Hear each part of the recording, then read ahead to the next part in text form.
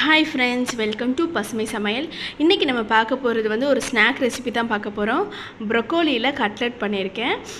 ரொம்ப ஈஸியான ஸ்டெப்ஸ் தான். வாங்க வீடியோக்குள்ளே போய் பார்க்கலாம். ஃபஸ்ட்டு இதுக்கு தேவையான இன்க்ரீடியன்ட்ஸ் பார்த்துடலாம். அதுக்கு வந்து நான் ப்ரொக்கோலி ஒரு பூ எடுத்திருக்கேன். இதை வந்து நான் சுடு தண்ணியில் மஞ்சளும் உப்பும் போட்டு பிளான்ச் பண்ணி எடுத்து வச்சுருக்கேன். 2 மீடியம் சைஸ் உருளைக்கிழங்கு வேக வச்சு எடுத்து வச்சுருக்கேன். பெரிய வெங்காயத்தை வந்து நல்லா பொடிசாக நறுக்கியிருக்கேன். 1 டீஸ்பூன் இஞ்சி பூண்டு பேஸ்ட்டு, 1/2 டீஸ்பூன் சீரகம், கொஞ்சமாக வந்து பெருங்காயத்தூள் எடுத்து வச்சுருக்கேன். 1 டீஸ்பூன் வந்து மிளகாய்த்தூள், 1/2 டீஸ்பூன் மஞ்சள்தூள், 1/2 டீஸ்பூன் கரம் மசாலா, 2 டீஸ்பூன் வந்து மைதா மாவு எடுத்து வச்சுருக்கேன். அப்புறம் பிரெட் க்ரம்ஸு. இப்போ வந்து நம்ம ப்ராக்லியை வந்து இந்த ஒவ்வொரு பீஸாக எடுத்துகிட்டு இந்த பூவை மட்டும் தான் நம்ம கட் பண்ண போகிறோம். ஸ்டெம் போட போகிறது கிடையாது. ஸ்டெம் வந்து நீங்கள் வேறு ஏதாவது பொரியலுக்கு எதுக்காவது யூஸ் பண்ணிக்கோங்க. மேலே இருக்கிற இந்த பூவை மட்டும் நல்லா பொடிசாக நறுக்கிக்கலாம்.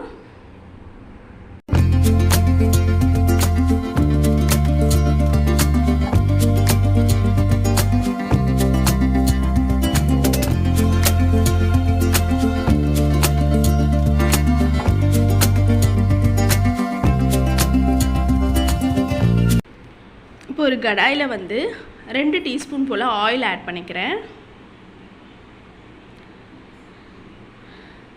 ஆயில் சூடானதுக்கு அப்புறமா சீரகம் ஆட் பண்ணிக்கலாம்.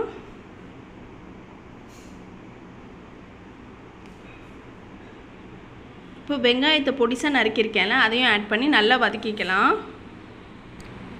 இப்போது இஞ்சி பூண்டு பேஸ்ட் ஆட் பண்ணிக்கிறேன். ஆட் பண்ணி இதுவும் நல்லா வெங்காயத்தோடு நல்லா வதக்கிக்கலாம். பச்சை வாசனை போகிற அளவுக்கு வதக்கிக்கோங்க. இது கூட வந்து நம்ம பொடிசாக நறுக்கி வச்சுருக்கோம்ல ப்ராக்லி, அதை வந்து மிக்ஸ் பண்ணிக்கலாம். நல்லா பொடிசாக நறுக்கிக்கோங்க. இப்போ இது நல்லா மிக்ஸ் பண்ணிக்கலாம். இப்போ நம்ம மசாலாலாம் ஆட் பண்ணிக்கலாம். பெருங்காயத்தூள் ஆட் பண்ணிக்கிறேன், மஞ்சள் தூள் ஆட் பண்ணிக்கிறேன், 1 டீஸ்பூன் மிளகாய்த்தூள், நீங்கள் பச்சை மிளகாய் வேணும்னா கூட போட்டுக்கலாம் காரத்துக்கு. கரம் மசாலா ஆட் பண்ணிக்கிறேன். இதெல்லாம் நல்லா மிக்ஸ் பண்ணிக்கலாம்.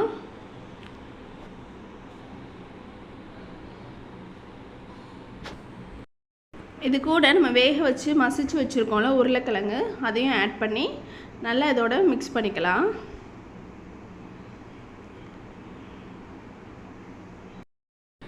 இப்போ தேவையான அளவு உப்பு சேர்த்துக்கிறேன்.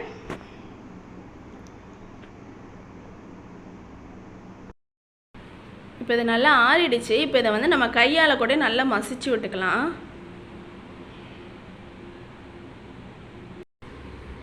இப்போ இதை வந்து நம்ம கட்லெட் ஷேப்புக்கு செஞ்சிடலாம். ஃபஸ்ட்டு கொஞ்சம் போர்ஷன் எடுத்து ரவுண்ட் ஷேப்பில் உருட்டிக்கோங்க. அதுக்கப்புறம் ஃப்ளாட்டன் பண்ணிக்கலாம் கட்லெட் மாதிரி. இந்த மாதிரி ரோல் பண்ணிக்கோங்க.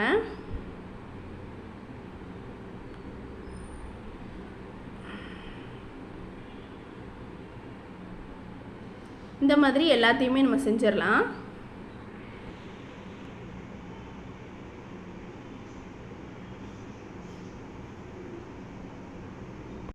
இப்போ கட்லெட் எல்லாம் செஞ்சு வச்சாச்சு. இப்போ வந்து மைதா மாவு 2 டீஸ்பூன் எடுத்துருந்தோம்ல, அதில் வந்து கொஞ்சமாக தண்ணி ஆட் பண்ணிக்கோங்க. ஆட் பண்ணி நம்ம அதை கோட் பண்ணுறதுக்கான மாவு இது கட்லெட்டுக்கு. இல்லைன்னா எக் ஒயிட் இருக்குது பார்த்தீங்களா, அதை கூட நம்ம யூஸ் பண்ணிக்கலாம். நான் இப்போ இது வெஜிடேரியனாகவே பண்ணுறேன், அதனால் மைதா மாவில் கோட் பண்ணிக்கலாம். இப்போ பார்த்திங்கன்னா இந்த பேட்டர் ரெடி ஆயிடுச்சு. இப்போ வந்து என்ன பண்ணோன்னா, இப்போ வந்து பிரெட் க்ரம்ஸும் சைடில் வச்சுக்கோங்க, மைதா மாவும் வச்சுக்கலாம். இப்போது ஒரு கட்லெட்டை மட்டும் எடுத்துக்கலாம். எடுத்துட்டு மைதா மாவில் கோட் பண்ணிக்கலாம். ஃபஸ்ட்டு இப்போ மைதாவில் கோட் பண்ணி வச்சுருக்கோம்ல, அதை வந்து நம்ம பிரெட் க்ரம்ஸில் போட்டுடலாம். இப்போ லெஃப்ட் ஹேண்ட் யூஸ் பண்ணிக்கோங்க. ஏன்னா இது வந்து 2 கை யூஸ் பண்ணாதான். ஏன்னா ஒன்று வந்து நம்ம லிக்விடாக பண்ணுறோம், இன்னொன்று வந்து பிரெட் க்ரம்ஸ் இருக்கனால 2மே மிக்ஸ் ஆகி ரொம்ப இதுவாக மெஸ்ஸி ஆகிடும். ஸோ அதனால் நீங்கள் என்ன பண்ணுறீங்கன்னா லெஃப்ட் ஹேண்டு யூஸ் பண்ணிக்கோங்க. அப்போ உங்களுக்கு ரொம்ப ஈஸியாக இருக்கும் கட்லெட் பண்ணுறப்ப. இப்போ பார்த்திங்களா நல்லா கோட் ஆகிடுச்சு. இப்போ இதை நம்ம எடுத்து வச்சிடலாம். அது மாதிரி எல்லாத்தையுமே நான் வந்து கோட் பண்ணிக்கிறேன். மைதா மாவில் டிப் பண்ணிவிட்டு அதுக்கப்புறம் பிரெட் க்ரம்ஸில் போட்டுட்டு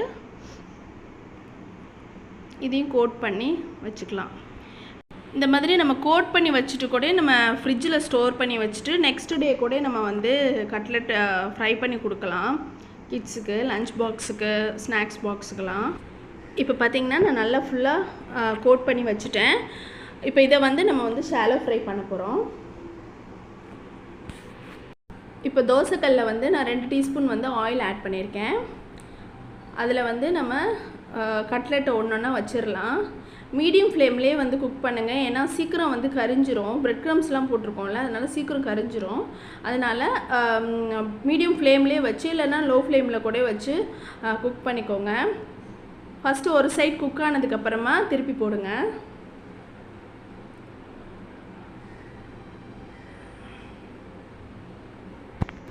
இப்போ நான் இன்னொரு சைடு திருப்பி போட்டுட்டேன். இந்த மாதிரி எல்லாத்தையுமே திருப்பி போட்டுக்கலாம். நல்லா வந்து 2 சைடுமே வந்து நல்லா கிறிஸ்பியாக கோல்டன் ப்ரௌனாக வர வரைக்கும் குக் பண்ணி எடுங்க. இப்போ இது நல்லா 2 சைடு குக் ஆகிடுச்சு. இப்போ இதை நம்ம எடுத்துக்கலாம்.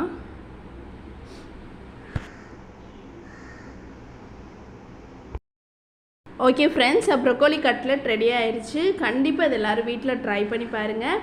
ரொம்ப டேஸ்டியான ஸ்நாக்காக இருக்கும், கிட்ஸுக்கு ரொம்ப பிடிக்கும். கண்டிப்பாக ட்ரை பண்ணி பாருங்கள். இந்த வீடியோ உங்களுக்கு பிடிச்சிருந்துச்சுன்னா லைக் பண்ணுங்கள், ஷேர் பண்ணுங்கள், மறக்காமல் சப்ஸ்கிரைப் பண்ணிவிடுங்க. தேங்க்யூ.